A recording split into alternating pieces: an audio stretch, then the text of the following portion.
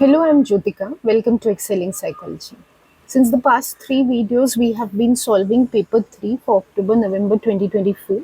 We have completed the clinical psychology, consumer psychology, and health psychology sections. Today, we'll complete the organizational psychology section. If you're looking for private tuition for psychology, yes, I do take private tuition. My contact details are available in the description box and pinned comment below, so you can reach out to me from there. In today's video, we will go over the questions for October-November 2024, Paper 3, Variant 2. I have model answers written on the screen, but I won't be reading them out completely. I'll just explain to you how you were supposed to answer these questions for this paper, and I will use some examples from the answers written. So anytime that you want to read the complete answers, you can pause the video and read them. Okay, let's look at the first question. Ulrich manages an office where there is some conflict between the workers. Ulrich has read that a more stereotypically feminine leadership style may help him to manage his workers better. Suggest how Ulrich could change his leadership style to one that is more stereotypically feminine. For answering the situation type of questions, always bring to mind which topic this question is coming from. So this is definitely coming from the leadership topic. In that, there is a subtopic on gender stereotypical leadership, within which there is a case study by Quadrado et al. So this question is being asked from that section.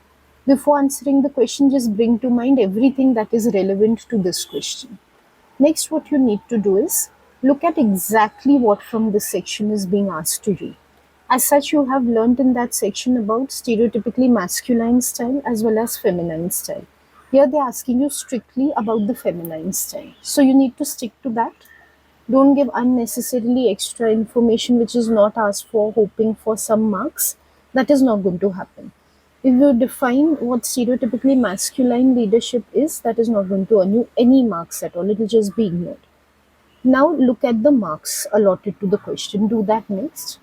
It's for 4 marks. I always recommend that when a question is for 4 marks, even not if not explicitly mentioned as in this case, that you need to give 2 ways. Give 2 ways still, because the question is worth 4 marks, so 2 marks can be divided across each way that you give. So for example, you say this is one way in which he can change his leadership style, and you give an example or you give some elaboration on that. So you get 2 marks. Then you give a second way. This is one more way in which he can change his leadership style, and then you elaborate on that.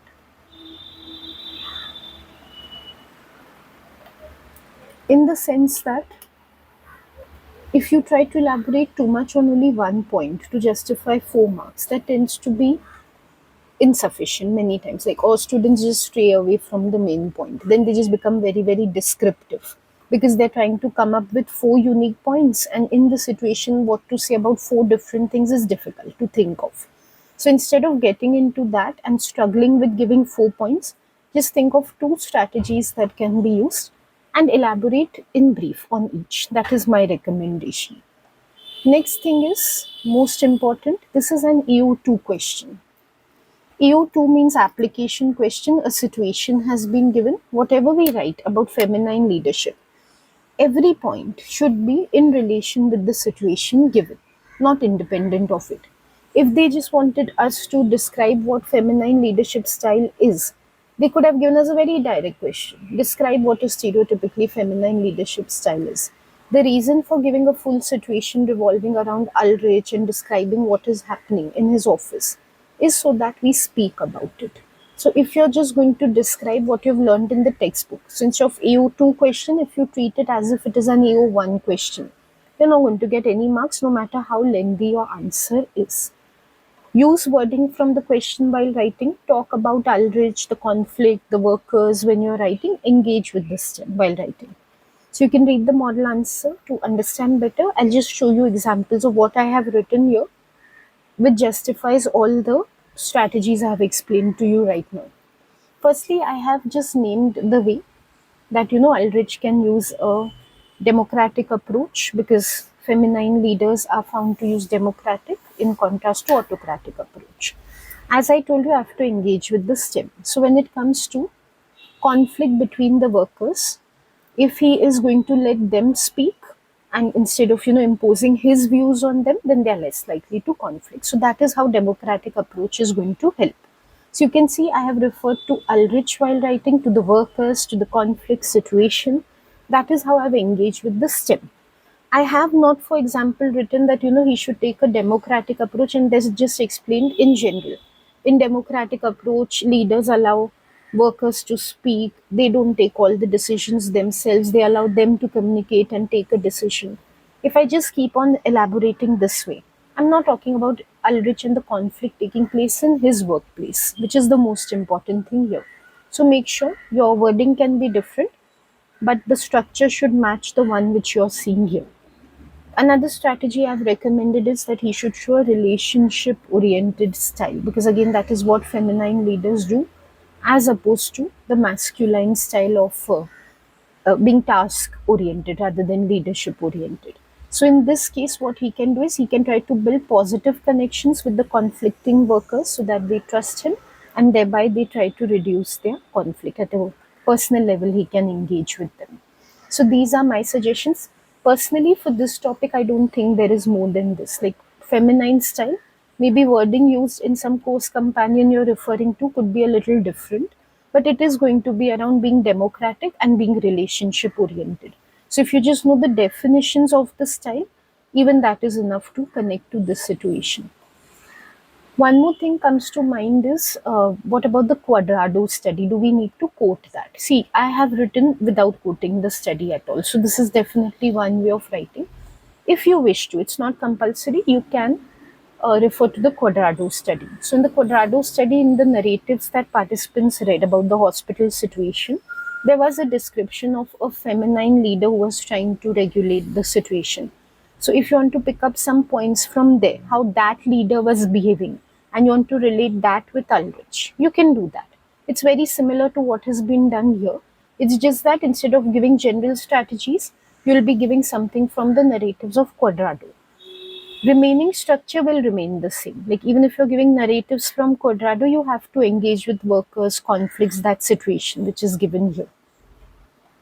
Let's look at the next question. Always after a situation question in paper 3, we have an issues and debates question, the brief ones. So this time they've taken cultural differences as the issue. One thing is, whenever two-part questions are there, try to read both the questions before answering either one, because sometimes you just read the first part, you write the answer, then you realize what you've written for the first part, actually that is asked in the next part. So some sort of overlap is going to take place in the answers, and then later you cancel and struggle to modify both answers. Instead of getting into all that, just read carefully both the parts, then answer. So the first part is a very general descriptive AO1 type of question. What is meant by intrinsic motivators? Like you just need to explain it for 2 marks. No situation is there, so you don't need to link it, and no strengths and weaknesses are asked for in this part. In the next part, they've asked why it can differ between cultures. This is AO3. This is where you have to apply analysis. Okay, so for example, some students in the first part only, they would start talking about cultural differences or some strength or weakness, whereas that is not asked for. So it helps you to read both the parts first. Now, when they ask about what is intrinsic motivators, as I told you, it's AO1. Structure is very simple. Give a definition and then give some examples of intrinsic motivators, or a specific example of some worker who is intrinsically motivated, or any elaboration. Just make sure you have 2 points, out of which one is the definition, to justify 2 marks. So very quickly we can take a look at the answer. Definitionally, intrinsic motivators are just internal factors that drive employees to perform. And then I have just given examples because I feel that is more suitable to this topic. So just listing out some intrinsic motivators: personal satisfaction, sense of achievement, and so forth. Again, if you want to give example from some particular study, or say even a model like Deci and Ryan's model, you can do that, no problem. Or the study, I think, is Landry et al., in which intrinsic motivators were given. So if you want to give an example in Landry et al., these were the intrinsic motivators, you can give that. That's perfectly fine. Anything that's relevant, you can give. Now coming to why they differ between culture, structure is same. Just give the reason first why they differ, and then just elaborate or give an example.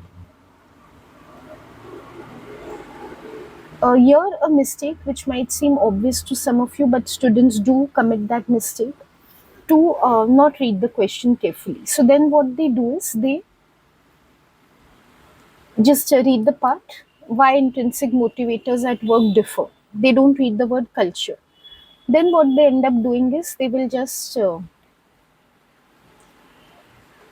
give some sort of like individual differences.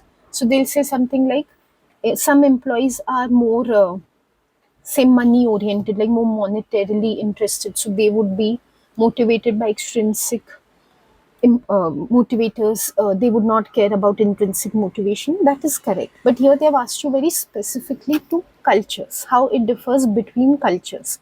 So here you cannot talk about generally why individual differences are there. You won't get any credit for that. So talk about some cultural dimension to draw a difference between the two. Like you can look at the example. I have said firstly values and priorities differ between cultures. That is the reason why intrinsic motivators might not apply to all. And then I've given an example. I have taken the dimension of individualism versus collectivism. So in individualistic cultures, the focus is on personal growth, whereas in collectivist cultures, it is on satisfying group obligations or trying to maintain harmony in the group. So, what intrinsic motivation means in each culture tends to be different. Alternatively, you can take some other dimensions also. For example, you could take the dimension of developing versus developed countries. So, development index.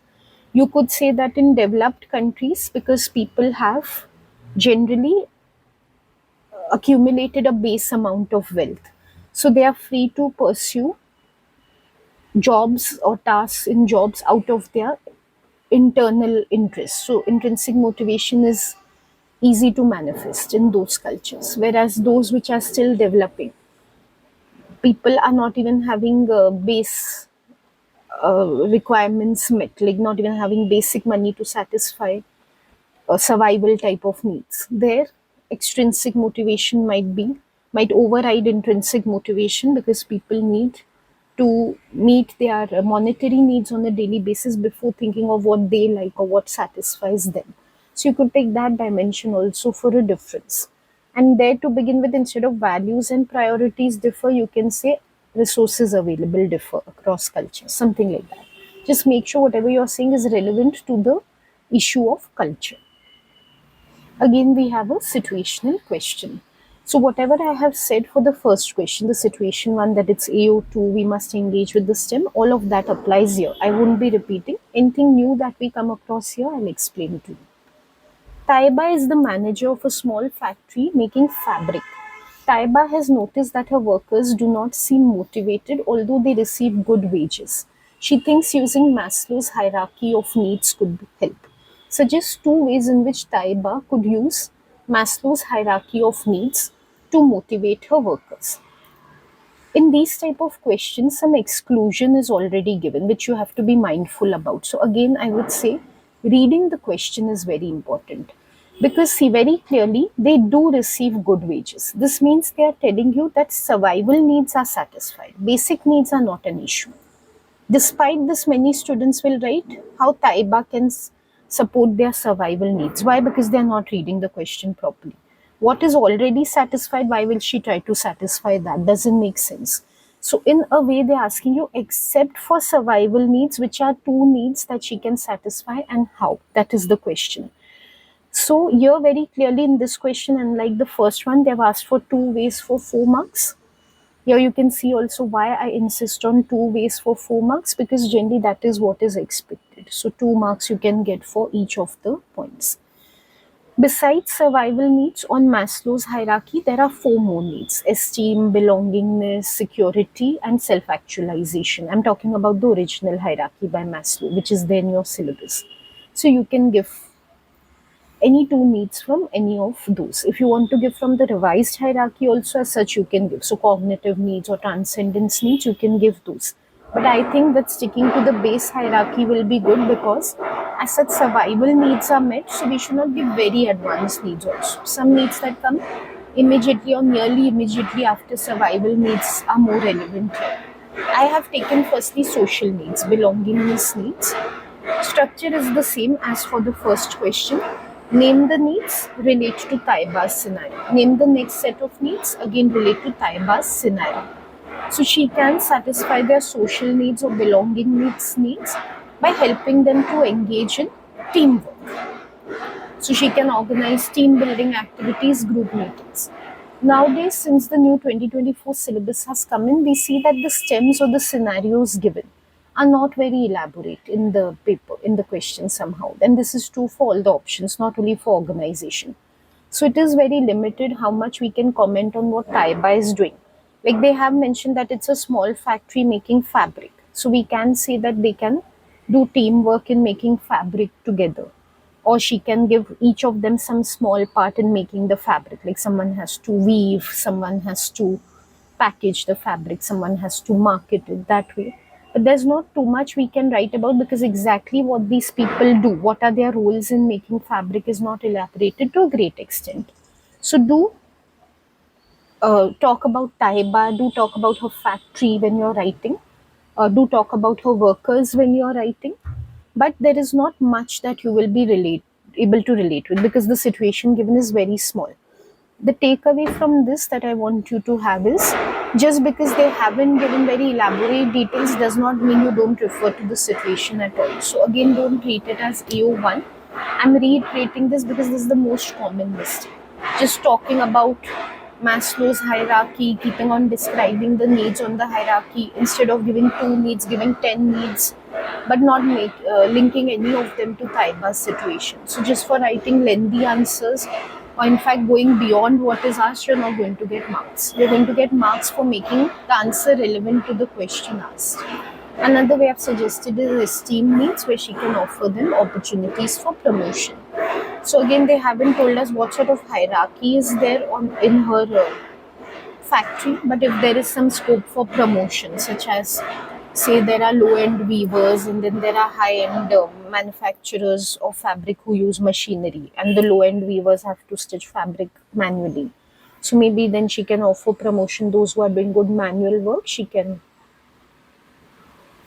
give them opportunities to go to high level automated type of work, something like that. So that can help them to satisfy their esteem needs.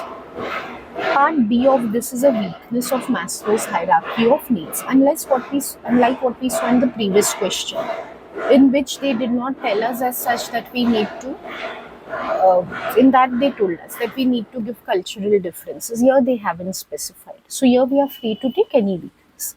If they haven't named any issue or debate, whichever one we want, we can give. Like here also, cultural differences is relevant. You can give that. Just keep the structure the same, name the weakness, and then explain it in context of the theory. I've taken a simple one that the hierarchy is pretty rigid.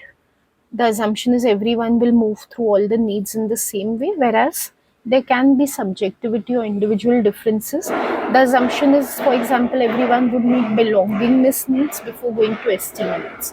But for some individuals, as McClelland has shown, esteem can be more important than belongingness. So that is something that Maslow has disregarded. So only for 2 marks, so we just name the weakness and we explain in one sentence why it is a weakness. Alternatively, like I said, you can talk about cultural differences where transcendence might be more important than self-actualization. Self-actualization might be interpreted as a selfish goal. Alternatively, you could say the hierarchy entirely might be incorrect because there are numerous cases of social activists and artists who don't have their survival needs met regardless they have achieved self-actualization already. So something like that. Now coming to the 6 marker question. For the 6 markers, read very carefully which 2 theories they're asking about. Unless it's a case study, they will combine 2 topics for 6 markers, meaning each topic is worth 3 marks. Give equal importance to both topics. Since both are equal, given equal marks, so it does not justify that you should give more importance to one topic over the other. Supposing you've learned one topic better than the other, does not mean you write more about it. You should be able to write equally about both if you want to get good marks. For 6 markers, requirements of the mark schema: good terminology, so don't use casual language. No evaluation needs to be given, no introduction, no conclusion. And like I said, equal weightage to both topics and show you understand. Give enough elaboration examples to show you understand the topic. Don't just keep on naming or listing concepts one after the other. If you want more details on how to write a 6 or 10 marker, I won't be able to cover much in this video. I'm keeping the video brief, so scope is limited. You can visit my earlier videos on the A2 playlist in this channel, in which elaborately I have explained how to write essay answers. In that, I've shared a lot more tips. Again, the answer is very long. I won't be able to read all of it, but just some key things I will show you. They've asked for stages of group development and Belbin's 9 team roles. So as far as stages of group development is concerned, using good terminology means using the names of the stages correctly in the first place. So forming, storming, norming, performing and adjourning. I have named them very correctly. I have not used my own language or tried to refer to them roughly. The exact names of the stages I have given. This is very important to get full marks. Also in the explanation, my explanations are clear with good terminology. One example I'll give you, if you look at the forming stage. I have defined it as where members meet, they explore acceptable behavior, and there is certain amount of uncertainty till roles emerge, means till the norming stage comes. So roles, exploration, acceptable behavior, this sort of language I have used, good terminology to explain what the stage is. Lots of students ask me at this point, do we need to give adjourning stage, because it was at a revision that it was added in the theory. It is a part of the revised theory, right? So you have to give it. Coming to Belbin's 9 team roles, I have mentioned all the 9 team roles very briefly. I have been able to explain them because there are just too many. So if I go into giving examples and elaboration for each, it will become very lengthy. But still, I have not just named it like a list, like following are the 9 rules and this. I have not done it that way. I have explained very briefly what each is, not in one sentence, but in a few words or in a few phrases. So at least that much you have to do. As I told you, your explanation should come across, your understanding. It should not be about just mentioning things. So for example, you can see plants I have described as imaginative problem solvers who generate new ideas. It's very brief, but I have given a clear explanation of who is a plant. Like it comes across clearly that it's a creative individual who can solve problems. That is the person we call as a plant. As such, if I consider this question as a whole, both the topics are such, the stages and the team roles, that you just have to, define one after the other stage or one after the other team role. That's all there is to the 6 marker. There's nothing more to add. You can mention Belbin's team role inventory, BTI, but not, and Belbin's self-perception inventory, BSPI.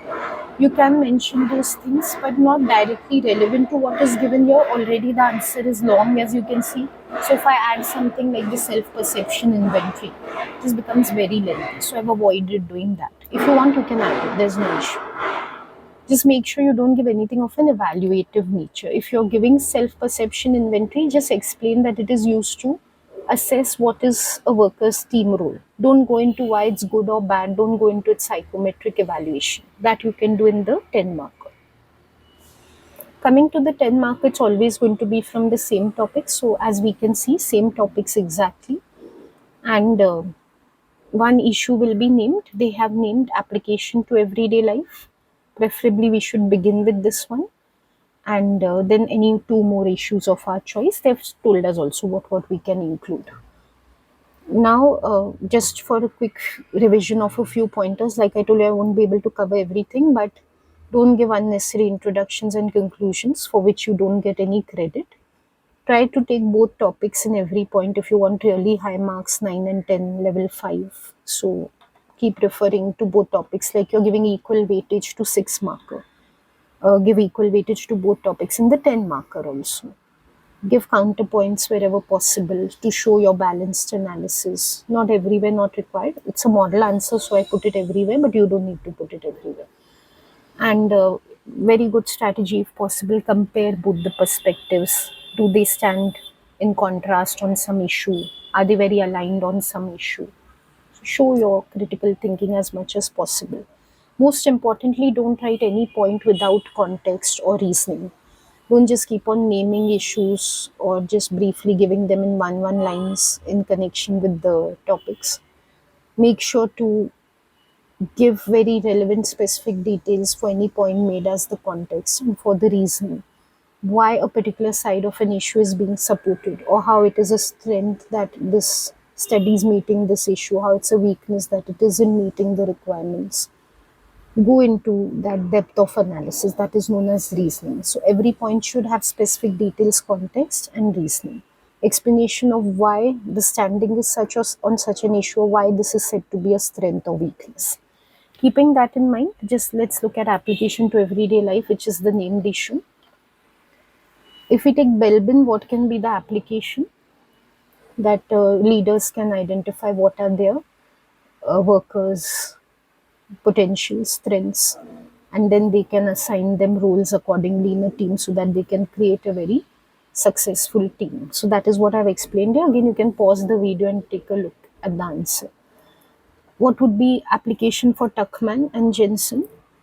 It's a lot to do with conflict during storming stage, and I wouldn't say, like, they don't say officially, but most of it revolves around successful resolution of the conflict.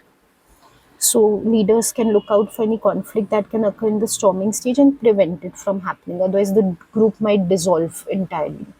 So I have focused more on the storming stage, but as such you could give any application. You could also say in forming stage, leaders can make for a small arrangements for a small program where everyone introduces themselves to each other formally, and that can help them to know each other better, so the beginning of the group only can be successful. Or during adjourning there should again be a small farewell ceremony, so that people can take away good messages for for future inclusion into groups. So you can take any stage as such. Like I told you, in my opinion, storming is a very important stage, so I've taken that over here.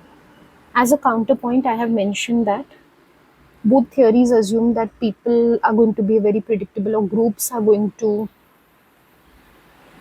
go through very predictable stages, which is not very practical. It's all very theoretical. And then I've given a concrete example to support this. Like, let's say we're trying to apply the theory to hospitals, Tuckman and Jensen's theory. Hospitals, emergency type of situations where action has to be taken very quickly.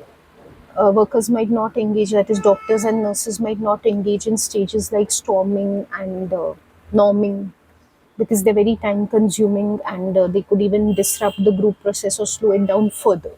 So to assume that in any organization, even like a hospital, we can apply these theories is a very grave mistake.